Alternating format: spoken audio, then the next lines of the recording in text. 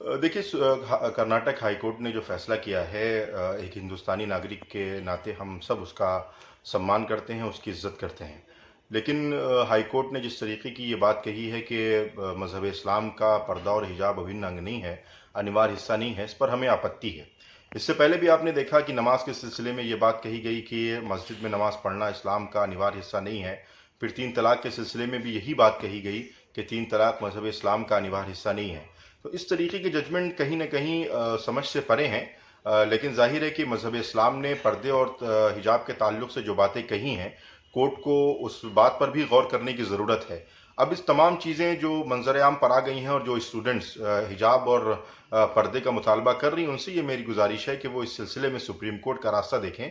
और जो वकील हैं, वो उनसे भी ये गुजारिश है कि वह सही तौर पर इस्लाम की व्याख्या और इस्लाम की तर्जुमानी कोर्ट के सामने करें, ताकि इस्लाम और हिजाब के ताल्लुक़ से सही तौर पर सही बातें कोर्ट के सामने आ जाएं।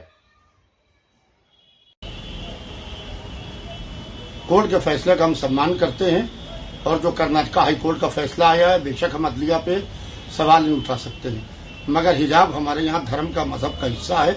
हमारे लिए आइडियल रसूलुल्लाह की इकलौती बेटी जनाब फातिमा ज़हरा हैं, और हमारे यहाँ औरतें हिजाब करती हैं, और हर धर्म, हर मजहब में हिजाब है, पर्दा है, और औरत को इज्जत की निगाह से देखने के वास्ते धर्म और मजहब चाहता है कि औरत हिजाब में रहे, औरत पर्दे में रहे।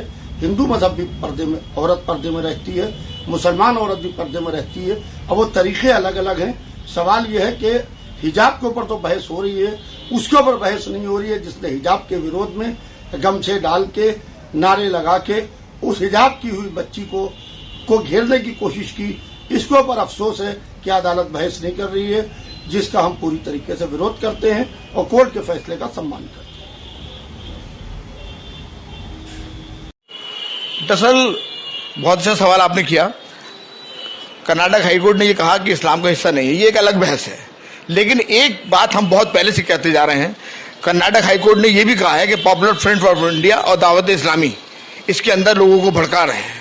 तो हम पहले से पॉपुलर फ्रंट ऑफ इंडिया के खिलाफ हम ऐलान किए हुए हैं कि इसे बैन होना चाहिए, और पीएफआई इसी तरह के तमाम काम कर रही है। जब ईडी ने रेड कर दी, उनके ऊपर बहुत से आरोप सिद्ध हो चुके हैं, तो आज तक भारत सरकार जो है उसे बैन क्यों नहीं कर रही? भारत सरकार को पीएफआई के खिलाफ तुरंत कार्रवाई करनी चाहिए। और ये जो कट्टरता फैला रही है तमाम तंजीमें, ये तंजीम कोई भी हो, किसी भी धर्म की हो, ऐसी तमाम संगठनों को बैन होना चाहिए। हाईकोर्ट ने एक और चीज कहा है कि इस्लाम में हिजाब है ही नहीं। देखिए, एक बात सुन लीजिए, मैंने आपके चैनल पे पहले भी कहा था कि प्रॉफिट रहमतुल्लिल आलमीन हजरत मोहम्मद मुस्तफ़ा सल्लल्लाहु अलैहि वसल्लम ने फरमाया है कि इल्म हासिल करो चाहे तुम्हें चीन जाना पड़े।